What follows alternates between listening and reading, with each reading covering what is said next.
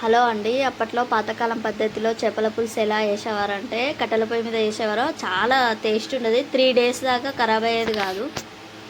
అంటే ఒక రోజు ముందు చేసుకొని తెల్లారి తినేవాళ్ళు. అప్పట్లో కట్టెల పొయ్యి కాబట్టి పొయ్యిలో ఉల్లిగడ్డలను వేసి కాల్చి దాన్ని రోట్లో దంచుకొని చేసుకునేవారు. ఇప్పుడు కట్టెల పొయ్యి లేదు కాబట్టి ఇలా స్టవ్ పైన మనం కొంచెం కాల్చుకోవాలి వీటిని, ఉల్లిగడ్డ కొంచెం కొబ్బరిని ఇలా కాల్చుకొని పక్కన పెట్టుకోవాలి. ఈ కాల్చుకున్న వాటిని కొంచెం కడిగేసి మిక్సీ పట్టుకోవాలి. వీటిని కొంచెం పేస్ట్ లాగా, అంటే పేస్ట్ లాగా పట్టుకుంటే కొంచెం గ్రేవీ ఉంటుంది కదా చేపల పులుసు. వాటర్ ఉండకుండా కొంచెం గ్రేవీ టైప్ వస్తుంది అన్నట్టు మిక్సీ పట్టుకుంటే మనం. అప్పటోళ్ళు రోట్లో వేసి దంచేవాళ్ళు, కానీ ఇప్పుడు మనం ఇలా వేసుకుందాం. ఇలా మిక్సీ పట్టుకొని ఒక గిన్నె పెట్టుకొని అందులో ఆయిల్ వేసి అందులో ఈ ఉల్లిగడ్డ పేస్ట్ని వేసుకోవాలి. అది కొంచెం వేగిన తర్వాత అందులో కొంచెం అల్లం ఎల్లిగడ్డ పేస్ట్ కూడా వేసుకోవాలి.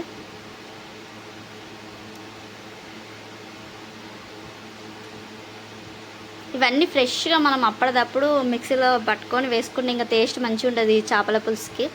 నేను అప్పటిదప్పుడు పట్టిన మిక్సీలో.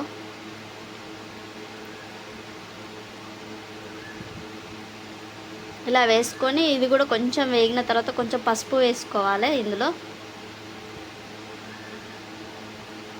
కొంచెం పసుపు వేసుకొని కలుపుకోవాలి. కొంచెం వేగిన తర్వాత ఇందులో చింతపండు పులుసు పోసుకోవాలి.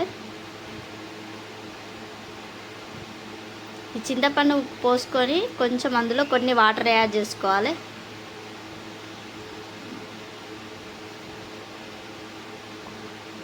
దీనికి కావలసినంత కారము, ఉప్పు వేసుకోవాలి. ఈ చేపల పులుసుకు కొంచెం కారం ఎక్కువనే ఉండాలి, ఎందుకంటే కారం తక్కువ ఉంటే కొంచెం స్మెల్ వచ్చినట్టు అనిపిస్తుంది. కారం మంచిగానే ఉండాలి.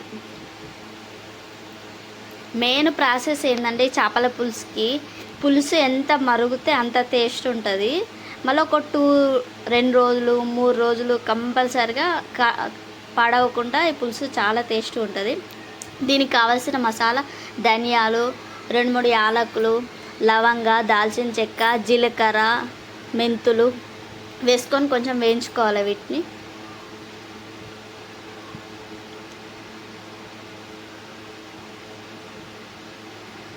మంచిగా కొంచెం వేయించుకొని పక్కన పెట్టుకోవాలి కొంచెం చల్లయ్యేదాకా. తర్వాత ఈ పులుసు మరుగుతూ ఉంటుంది కదా మనకు, ఈ వేయించుకున్న వాటిని మిక్సీ పట్టుకోవాలి. మిక్సీ పట్టుకొని మిక్సీ పట్టుకున్న దాన్ని పేస్టును ఇందులో చేపల పులుసులో వేసేయాలి. ఈ కొంచెం వేసిన తర్వాత కూడా ఈ పులుసు అనేది కొంచెం దగ్గర చిక్కగా అయ్యేదాకా మరగనియాలి మంచిగా. ఎంత మరుగుతే అంత టేస్ట్ ఉంటుంది చేపల పులుసు. ఇలా మరిగిన దాంట్లో మనం కడిగి పెట్టుకున్న చేపల ముక్కలను వేసుకోవాలి.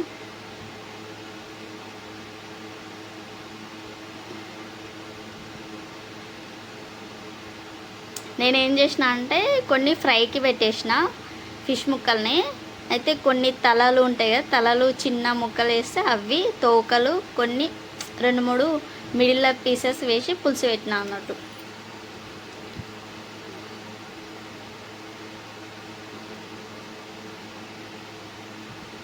ఇలా మంచిగా ఇది ముక్కలు వేసిన తర్వాత హైలో పెట్టద్దు, సిమ్లో పెట్టి మంచిగా మెల్ల పులుసు అనేది మరగనిస్తూ ఉండాలి.